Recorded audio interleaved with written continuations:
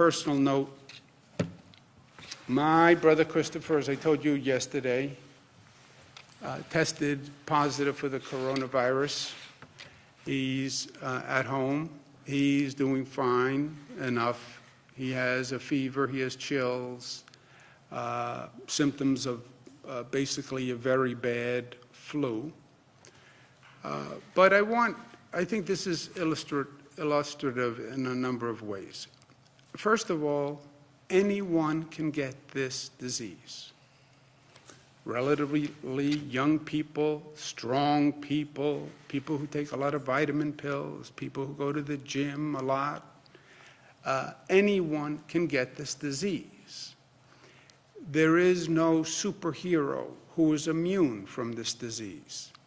That goes for a New Yorker, as well as a Texan, as well as a Californian.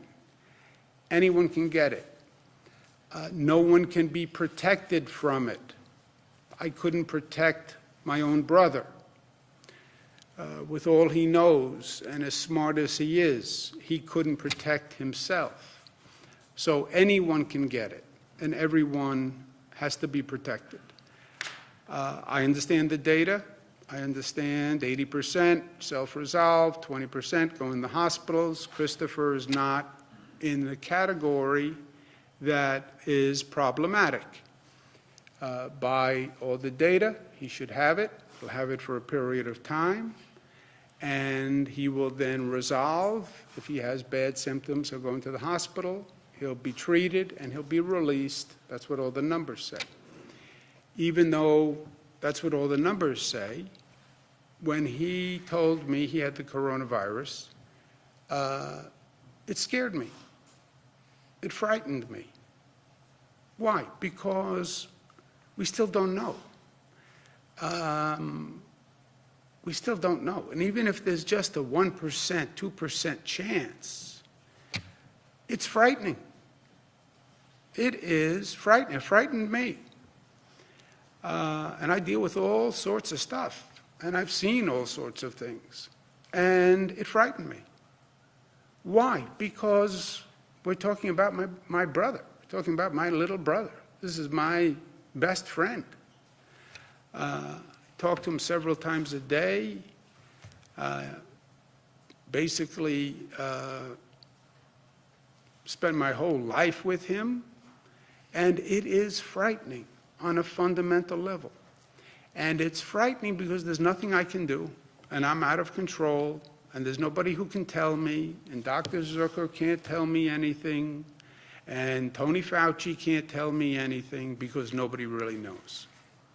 And this situation is the same situation for everyone.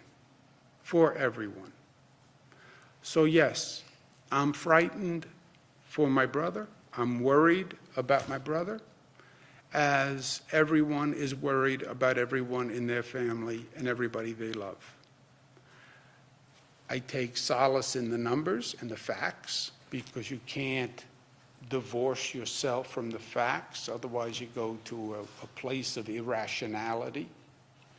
But we're emotional beings, and as an emotional being, it is frightening, and it is unknown, and it is threatening, and it is scary, and people are dying.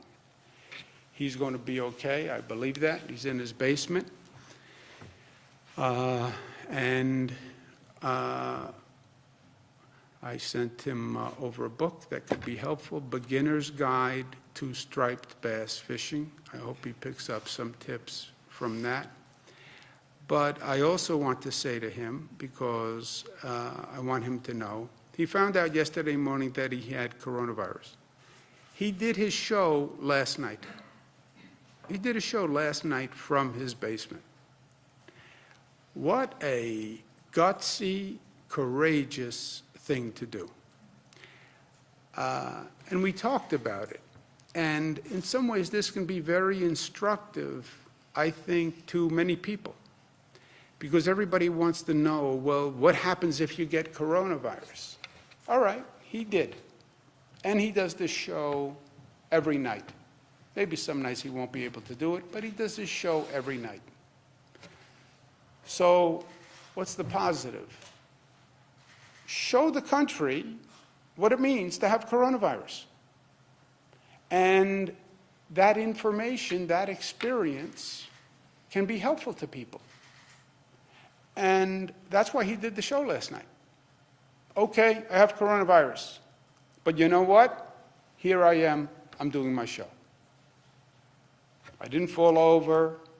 I didn't collapse. It's not a death sentence. Here I am, I'm doing my show. Kudos to him. My pop would be proud. I love you, little brother. And even though this isn't a flattering picture, I did not pick this picture with your mouth open, but it is suitable in some ways. Any